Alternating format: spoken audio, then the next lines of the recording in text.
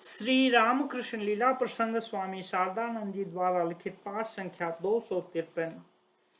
भक्तों के साथ श्री रामकृष्ण देव सन 1885 ईस्वी की नव यात्रा। दक्षिणेश्वर में पहुंचकर श्री रामकृष्ण देव का भावावेश तथा भक्तों को छत शरीर से देवता का स्पर्श करने के निषेध के संबंध में प्रमाण प्राप्त होना। मंदिर के सम्मुख स्थित सभा मंडप के उत्तर की ओर श्री जगदम्बा के सामने बैठकर श्री रामकृष्ण देव गा रहे थे। उनके साथी भक्तों में से कोई बैठकर तथा कोई खड़े होकर स्तंभित हृदय से भजन सुनकर मुग्ध हो रहे थे। गाते गाते भावाविष्ट हो श्री रामकृष्ण देव सहसा खड़े हो गए। गाना बंद हो गया। उनके मुखमंडल के अदृष्टपूर्व हास्य ने मानो चारों ओर आनंद फैला दिया। भक्त वृंद निष्पन्द हो श्री रामकृष्ण देव की श्री मूर्ति की ओर टकटकी बांधकर देखने लगे। श्री रामकृष्ण देव का शरीर उस समय एक ओर झुक गया है, यह देखकर तथा कहीं वे गिर न पड़े इस विचार से श्रीयुक्त छोटे नरेन उन्हें पकड़ने को उद्यत हुए, किंतु उनके स्पर्श करते ही श्री रामकृष्ण देव यातना अनुभव करते हुए बहुत जोर से चिल्ला उठे। छोटे नरेन यह सोचकर कि श्री रामकृष्ण देव को उस समय उनका स्पर्श इच्छित नहीं है, दूर हट गए। श्री रामकृष्ण देव के भतीजे श्रीयुक्त रामलाल मंदिर से उनके उस अव्यक्त कष्ट सूचक शब्द को सुनकर तत्काल ही वहां उपस्थित हुए तथा उन्होंने श्री रामकृष्ण देव के श्री अंगों को पकड़ लिया। कुछ देर तक इस प्रकार खड़े खड़े भगवान नाम श्रवण कराने के पश्चात धीरे धीरे श्री रामकृष्ण देव को बाह्य चेतना हुई, किंतु उस समय भी मानो भाव के आवेग के कारण वे स्वाभाविक रूप से खड़े नहीं हो पा रहे थे। उनके पैर बहुत जोर से लड़खड़ा रहे थे। उस अवस्था में श्री रामकृष्ण देव मंडप के उत्तर की ओर की सीढ़ियों से मंदिर के आंगन में किसी तरह घुटनों के बल उतरते हुए छोटे बच्चे की तरह कहने लगे, माँ मैं गिर तो नहीं पड़ूंगा।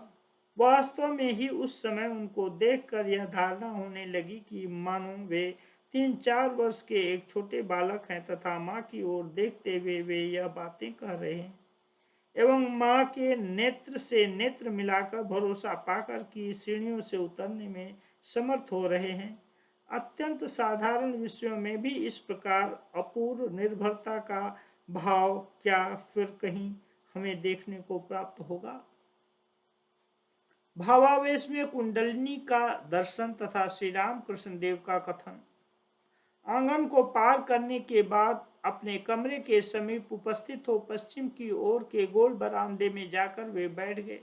उस समय भी वे भावावेश थे। उस भावावेश के जाने का कोई लक्षण दिखाई नहीं दे रहा था। कभी उसके कुछ घटने और कभी बढ़ जाने के कारण उनकी बाह्य चेतना का प्राय लोप होने लगा। इस तरह कुछ समय बीत जाने के बाद भावावेश में अपने साथी भक्तों से वे कहने लगे, तुमने सांप देखा है? सांप से मैं परेशान हूँ। पुनः तत्काल ही मानो भक्तों को विस्मृत हो सर्पाकृति कुंडली को यह अनावश्यक है कि इस भावावेश में श्री रामकृष्ण देव यह कहना अनावश्यक है कि इस भावावेश में श्री रामकृष्ण देव कुंडलिनी को ही देख रहे थे। संबोधित करते हुए कह उठे, तुम अब चल दो देवी, तुम अब हट जाओ, मुझे मुंह धोना है, अभी तक मैंने दातून भी नहीं की है इत्यादि। इस प्रकार कभी भक्तों के साथ तथा कभी भावावेश में परिदृष्ट मूर्ति के साथ वार्तालाप करते हुए श्री रामकृष्ण देव को क्रमशः बाह्य चेतना प्राप्त हुई। भावावेश के दूर होने पर साथ आए हुए भक्त लोग क्या भोजन करेंगे, श्री रामकृष्ण देव को इस बात की चिंता तथा भक्त महिलाओं को बाजार से सामान लाने के लिए भेजना। श्री रामकृष्ण देव जब साधारण मानव की तरह रहा करते थे उस समय उनके हृदय में भक्तों के लिए ही चिंता हुआ करती थी। घर में कुछ साग सब्जी तरकारी है या नहीं, श्री माता जी के निकट पूछवाया गया। श्री माता जी ने जब इसके उत्तर में यह कहला भेजा कि कुछ भी नहीं है, उस समय उन्हें फिर यह चिंता हुई कि अब किसे बाजार भेजा जाए, क्योंकि बाजार से कुछ साग सब्जी खरीद कर लाए बिना कलकत्ते से आए हुए स्त्री पुरुष भक्त भोजन क्या करेंगे। उस समय कुछ सोचने विचारने के बाद उन्होंने दोनों भक्त महिलाओं से कहा, बाजार से सामान खरीद कर ला सकती हो? उन्होंने भी उत्तर दिया, हाँ ला सकती हूँ। तब वे दोनों बाजार जाकर 2 बड़े बैगन, कुछ आलू तथा साग सब्जी खरीद लाए। श्री माता जी ने रसोई की। काली मंदिर में के से भी प्रतिदिन श्री राम कृष्ण देव के लिए निर्धारित जो एक थाली माँ काली का प्रसाद आया करता था वह आया। तदनंतर श्री राम कृष्ण देव के भोजन करने के पश्चात भक्तों ने प्रसाद ग्रहण किया। श्री राम कृष्ण देव के भावावेश के समय शिव छोटे नरेन जब उन्हें पकड़ने को उद्यत हुए थे, उस समय उनको कष्टानुभव क्यों हुआ था? इस बात का अनुसंधान करने पर कारण विदित हो सका। छोटे नरेन के मस्तक के बाईं ओर की नस पर एक छोटी सी गांठ हो गई थी तथा वह बढ़ती जा रही थी। उसमें कहीं बाद में पीड़ा न हो, यह सोचकर डॉक्टरों ने दवा का प्रयोग कर उस जगह घाव बना दिया था।